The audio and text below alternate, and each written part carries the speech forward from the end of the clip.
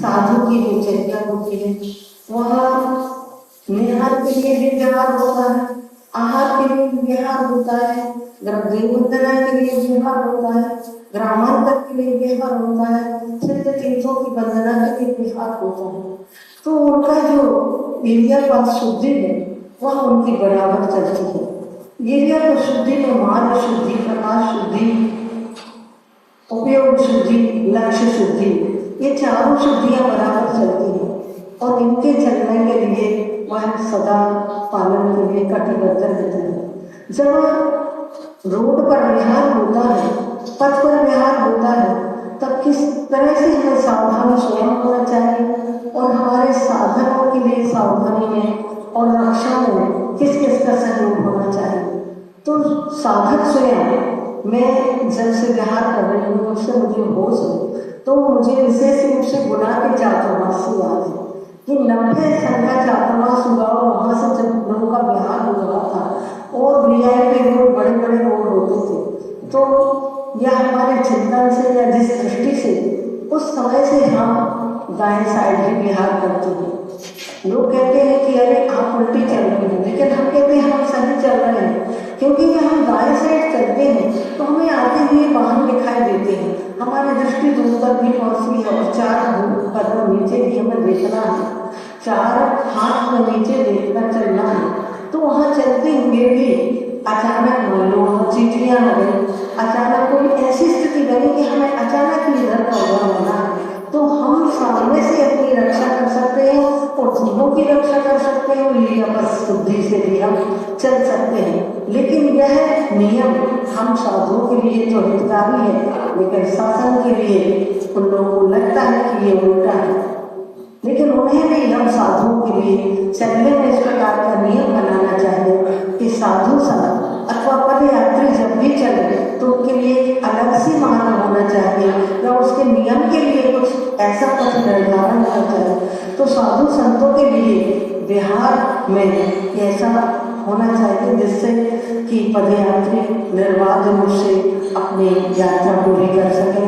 और प्रशासन के लिए जब सरकार ने हम सबके लिए सहयोग के लिए बिहार के लिए पुलिस को भी तैनात कर दिया है और हम जब भी चाहें या समाज जब भी चाहे तो उनके लिए सूचना देकर के अपने लिए सहयोग रखते हैं, लेकिन उनकी कुछ भी रहने खाने आदि की जो भी तात्कालिक व्यवस्था है उसमें समाज को देखना चाहिए। पर समाज चाहती है कि अरे क्या करना है, उनको बुलाकर अपन जाए बुलाने और क्या अपन ही देख लेते हैं। और जब भी बिहार होता है उस समय उपयोग शुद्धि भी होना चाहिए, उपयोग शुद्धि होना चाहिए। कैसी उपयोग शुद्धि कि हमें नीचे भी देखना है आगे भी देखना है, इस प्रकार से। और जो साथ में चल रहे हैं श्रावण उन्हें भी माता जी की रक्षा में उपयोग देना चाहिए, ना कि बातें करते हुए चलना चाहिए,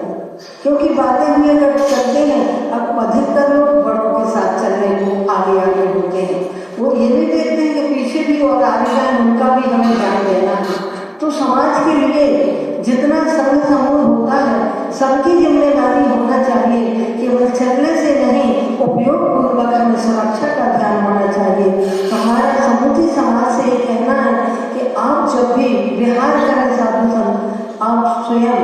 अपने समाज को तैयार रखें, समाज के साथ प्रशासन का भी सहयोग लें और उनकी भी व्यवस्था करें। और साधु संतों के विषय में अन्य साधु अन्य और भी श्वेतांबर साधु के विषय में ये दुर्घटना हुई और दूसरे लोग दिगंबर साधु संतों के आदिकर संघ के विषय में ये दुर्घटना हुई, उनके लिए आकस्मिक समाधि हुई। और आचार्य विद्यासागर जी से दीक्षित जो हमारे गुरु हैं उनके द्वारा जो माघी सुधी पूनम 2006 में दीक्षा हुई थी आचार्य के सानिध्य में, आचार्य के करकमलों से 13 फरवरी के दिन अंतिम दीक्षा हुई थी, उनमें इन आदिकों ने दीक्षा धारण की थी। और ऐसी साधक आदिका हैं जो ज्ञान ध्यान साधना में निरंतर रही, जिन्होंने बड़ी माता जी गुरुमती माता जी के सानिध्य में उनके अनुशासन में रह कर के उनके निकट रह कर के साधना की और साथ में और भी स्वाध्याय और अनेक प्रकार के अनुशासनों का पालन किया। लेकिन कुछ समय आचार्य से जब थे 22 में, तब उनका सोचना था कि सब छोटे छोटे हो जाए और उनके आशीर्वाद से और भी बालिकाओं के निर्देशन से सब छोटे और बड़े सभी रूप में चल रहे हैं। और गुरुदेव की समाधि के बाद एकमात्र चातुर्मास किया बालिकाओं ने और गुरु जी के वो समाधि स्थल की वंदना करने के लिए पूरा बालिका समुदाय चल पड़ा और छत्तीसगढ़ में गुरु जी के वहाँ पर स्थान की समाधि स्थल की वंदना करते हुए बहुत सारी बालिकाएं शिखर जी की वंदना के लिए गई। और वहाँ पर देखिए कितनी अनुकूलता और कितनी प्रतिकूलता, 2-2.5 किलोमीटर की यात्रा करते हुए वे बालिकाएं यहाँ रीवा तक पहुँची थी, आई थी। और ऊपर से और संघारिका आने वाली उनका इंतजार करने लगी, वहाँ रुक गई। और भीषण गर्मी का काल था, वहाँ प्रवासरत थी। ऐसी वे बालिकाएं अपनी चर्या से हर दिन जिस तरह से चलती हैं गमन कर रही थी। निहार के लिए भी गमन होता है, आहार के लिए भी, देव वंदना के लिए भी, और अन्य जगह ग्रामांतर के लिए भी गमन होता है। जब बड़े बड़े रोडों पर चलते हैं तब हाईवे पर चलना होता है, तो उस समय जरूर समाज को और प्रशासन को, समाज को प्रशासन का सहारा लेते हुए का संघ, मुनि संघ, कोई भी पैदल यात्री है उनकी मुनि संघों में चुल्लक वर्ग है, लग वर्ग है और श्वेतांबर साधु साधु हैं, उन सबकी सुरक्षा के लिए तैयार रहना चाहिए। तो मैंने ये जो चिंतन किया कि हमारे बिहार में हम दाएं साइड चलें तो हमारी बहुत बड़ी सुरक्षा हम स्वयं कर सकते हैं, और समाज भी यदि सहयोग करती है, उनका उपयोग लगा हुआ है सुरक्षा में, तो भी सुरक्षा हो सकती है। और पुलिस यदि अपनी वर्दी में रहती है तो उनको देख करके सामने वाले वाहन वाले भी आते हैं तो वो भी सतर्क हो जाते हैं कि किस प्रकार से हमें चलना है। तो बहुत सारी आपदाएं घटनाएं इस प्रकार से टल सकती हैं। और साथ में शासन यदि हम लोगों का जो पदयात्रियों का मार्ग एक अलग से व्यवस्थित कर दें तो और भी विपदाएं टल सकती हैं। ऐसे अनहोनी कुछ हो जाती हैं। और ऐसे ही हमारी साधिकाएं बहनें निरंतर जो ज्ञान साधना में रह रही थी, उनकी आकस्मिक जो दुर्घटना हुई, जो हृदय विदारक है, जो परसों से दिन और रात कैसे निकल रहे हैं लोगों के, पूरी समाज के, पूरे देश के, सबके ऊपर एक प्रकार से संकट का संकेत जैसा बना हुआ है कि एक जंगल में, एक वृक्ष पर एक व्यक्ति बैठा है, वो सारे जंगल में आग लगी है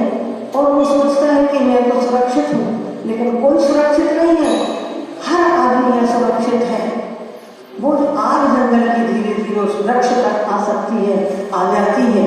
और हमें सतर्क होना चाहिए। उनकी दुर्घटना को देख करके हम सब साधु वर्ग को और त्यागी वर्ग को कभी भी अकेले तो विहार करना ही नहीं चाहिए। आचार्य ने लिखा है चतुर्भिर गमना, कम से कम 4 लोग साथ में विहार करें। और आचार्य ने उस समय 2022 में कुंडल पर विराजमान थे, उस समय आचार्य ने हमसे भी कहा कि देखो आज का संग बढ़ाओ, कम से कम 4 तो हो जाओ। तो मैंने कहा जी आचार्य आप जैसे कहेंगे। और बोले जैसे आचार्य ने इनके आज्ञा बड़े की तरफ इशारा किया तो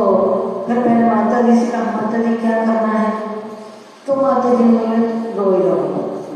अबे गुरु जी की आज्ञा का पालन हम कैसे कर सकते हैं। तो इसी चिंता में मतलब 3 दिन हो गए ये कि कम से कम 4 का एक साथ गमन होना चाहिए, कुछ हो जाए तो संभालने वाले भी होना चाहिए। कुछ आकस्मिक नहीं है कि ये दुर्घटना हो। अपने पूज्य मुनिश्री पुष्पेंद्र सागर जी का आकस्मिक समाधि भी शिखर जी की वंदना पर जाने के साथ ही, तो ऐसे समय में कोई साधु रहते हैं तो संबोधन भी कर सकते हैं, एक दूसरे को समाचार भी दे सकते हैं। तो श्रावकों का होना और साधकों का होना दोनों का अनिवार्य है। वहाँ पर 4 आलिकाएं थी तो 2 संभाल रही थी और 2 की समाधि हो गई। उनकी स्थिति ऐसी अधीर उम्र में उनका जाना इतना दुखदायी हुआ है पूरे समाज के लिए कि कोई भी अच्छे ढंग से रह नहीं पा रहा। कैसे ये व्यवस्थाएं हों और कैसे ये संकट करें, इसके लिए हमें यही विचार करना है कि समाज को भी चेतना है, प्रशासन को साथ लेना है और शासन से भी अनुरोध करना है कि जगह जगह का रुकने के लिए स्थानीय की तरफ से हो या मार्ग ऐसा सुरक्षित और स्वतंत्र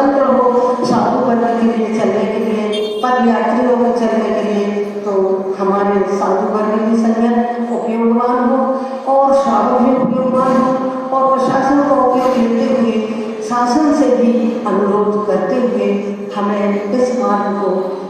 सही ढंग से चल करके अपने समाधि के लक्ष्य को प्राप्त करना है। और निरंतर हम सब साधुओं का यही लक्ष्य है कि इतनी कठिन का और तपस्या धारण की है तो उसके साथ हमारा समाज सुधर हो, क्योंकि इस संयम के साथ भी हम असंख्य भाव तक भी इस पद को अंगीकार करते रहें तो भी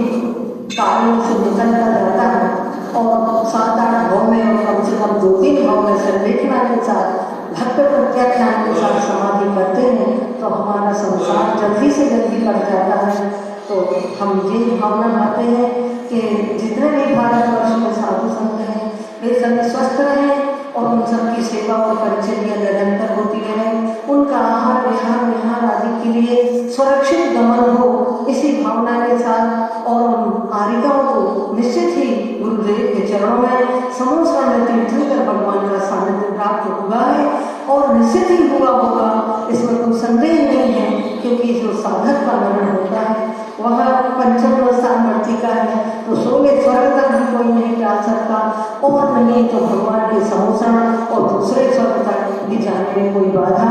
नहीं है। ऐसी भी हमारी आरिकाएं इतने शांत स्वभाविक, हमने उनकी वृत्ति प्रवृत्ति सबकी देखी कि ऐसी शांत ऐसी विनीत उनकी व्यवहारिक चर्या थी। तो जो उनकी बड़ी माता जी की आज्ञा में रह चुकी हों उनके विषय में तो कुछ सोच ही नहीं सकते कि इतना उनका अनुशासन जिन्होंने पालन किया हो। अभी 2 साल 3 साल से ही समझ लो 2 साल से आचार्य की समाधि के बाद अलग संग वंदना के लिए गए हुए थे अलग अलग ग्रुप में। तो इस प्रकार से सब संग सुरक्षित रहे और सब साधक लोग इसी तरह से जागरूक रहें आहार विहार आदि की क्रियाओं में। इसी भावना के साथ हमारे सबके अपन सबके अच्छी समाधि हो, अपन को भी भक्त प्रत्याख्यान करने का अवसर प्राप्त हो, बुद्धि